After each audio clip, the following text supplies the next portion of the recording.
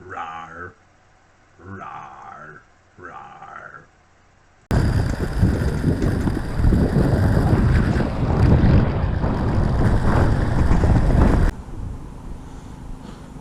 I look like a banana driving a carrot. Hey Freddy! Look, Daddy is a banana. What's this lake again? Lake Owl. Lake Owl? Can you just hold that for a second? I'll hold them for a sec. I'll hold these ferocious beasts. Look at them. Killers. A lot of them.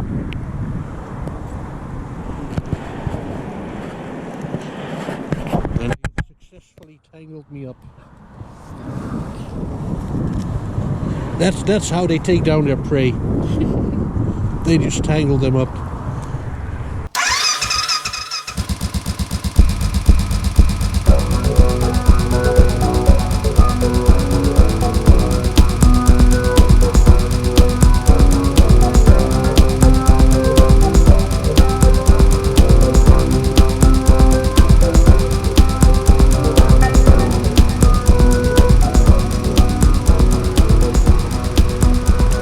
Hello, welcome to part 1 of the Sligo and Mayo adventures.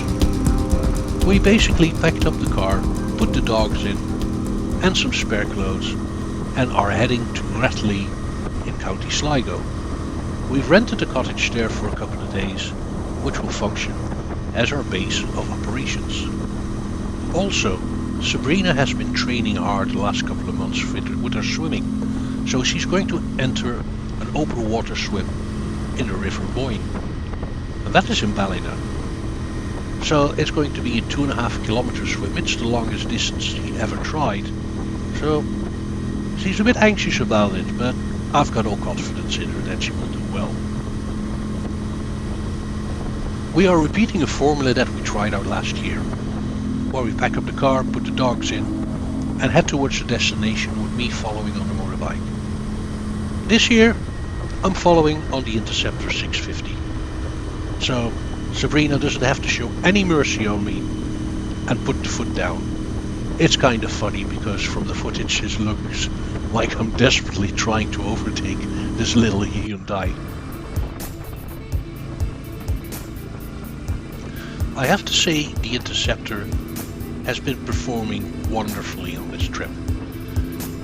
The Classic 500 would have struggled with the pace that we put in here, and this is also the reason why I looked at the Interceptor as a replacement for my old Marauder, because I wanted to do more of these type of adventures where you basically take a long trip and not having to avoid motorways and just like make that big leap in the first day to get to a home base and explore from there.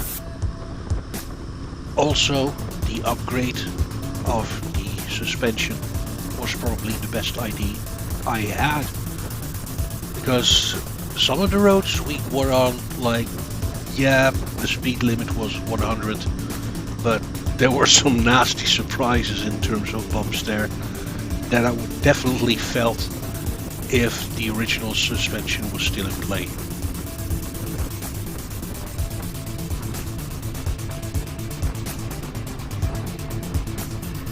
Another thing that I wanted to do with this series of videos is experiment a little bit more in trying to increase the quality of the videos.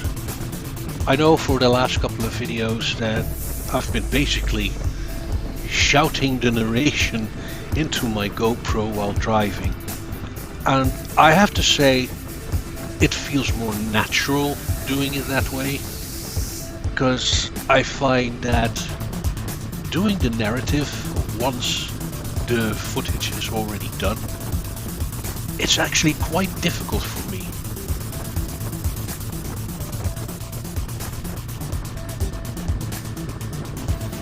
I guess one of those things where post-production narrative comes in very useful is to put in things that you just forgot to mention. I mean, look at this sky. This wide open, fluffy cloud sky. It is so breathtaking to me. It is that feeling of being in the open. And sometimes you just have to look again at your own footage and go like, oh wow, yeah, that's another part of why I love being on the motorbike so much. As I feel that what I want to convey feels just more natural when I'm on the road, when the thoughts come to my head and I express them freely. While doing it this way, I have to be more thoughtful in planning on what I have to say. And it doesn't always get that smooth for me. It's a bit hard to explain. But then again, you know, if you don't try, you know, you'll never know how it pans out. And when it comes to quality, yes, I'm going to be limited with my equipment. I got one GoPro, I got 3 batteries, and my editing computer is not the most modern computer that would make most effective use of the software that I have. But still, I can try a little bit harder, can I? This of course means that I will appreciate any feedback you will have for me.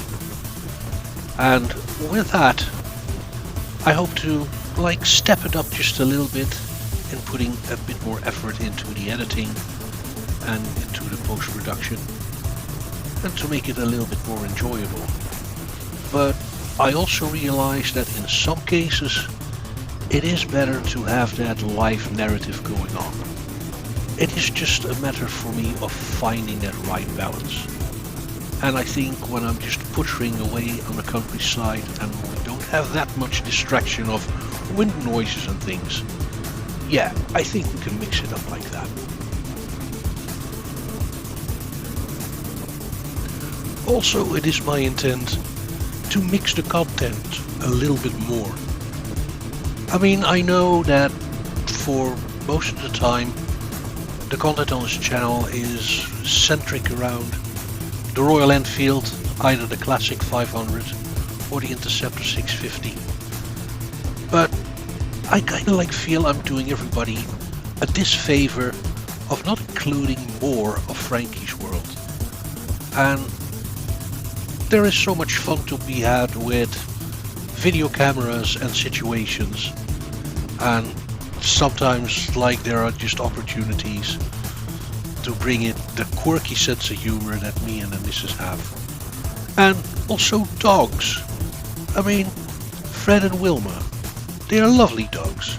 They're very silly, but I think it would not hurt to share a little bit more about what their place is in Franky's world.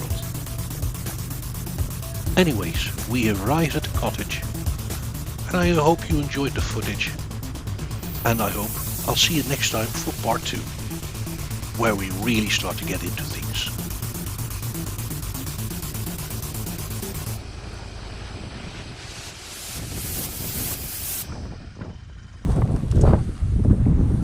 This will be our base for the next couple of days.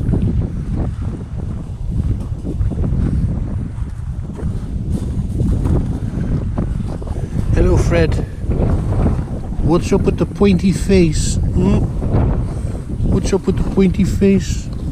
Oh, is a coachy woofy? Oh, is a coachy woofy? With the floppy ears. Oh, is a coachy potty potty.